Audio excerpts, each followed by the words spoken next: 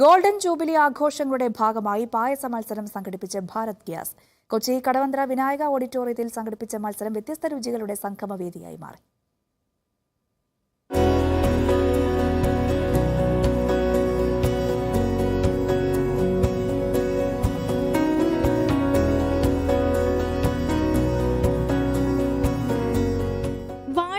വെള്ളക്കടല pradhaman, vegetable and fruit പായസം, മുളയേരി മധുരക്കിഴങ്ങ് പായസം, പഞ്ചരസ പായസം, തിരുമധുര പ്രഥമൻ തുടങ്ങി variety പായസങ്ങളുടെ രുചിക്കൂട്ട്.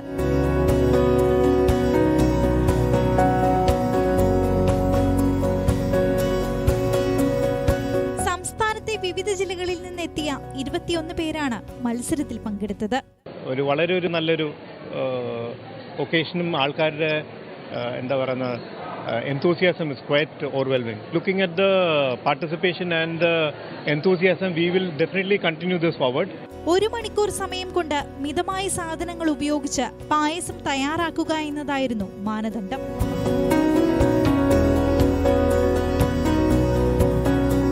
മത്സരത്തിനൊടുവിൽ പായസങ്ങൾ രുചിച്ചു നോക്കിയ വിധികർത്താക്കൾ double happy. മത്സരത്തിന്റെ ക്രൈറ്റീരിയ എന്ന് പറഞ്ഞാൽ സ്വാദ്, ഹെൽത്ത്, അതിന്റെ പ്രസന്റേഷൻ, അതിൻ്റെ ഇൻഗ്രീഡിയൻസ് ചിലതെല്ലാം വളരെ വ്യത്യസ്തമായിട്ടുള്ള. ഇപ്പം നമ്മൾ എന്നും കഴിക്കുന്ന സേമിയ പായസം അല്ലെങ്കിൽ നുറുക്ക് ഗോതമ്പ് പായസം അങ്ങനെ എല്ലാം ഉണ്ടായിരുന്നെങ്കിലും പല പല കാര്യങ്ങളെ ചേർത്തി കുറച്ച് വ്യത്യസ്തമാക്കാൻ ശ്രമിച്ചിട്ടുള്ള തരത്തിലുള്ള പായസങ്ങളാണ്.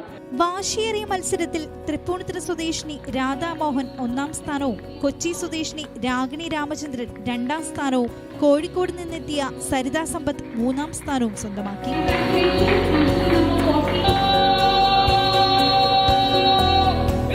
മനോരമ ന്യൂസ്, കൊച്ചി.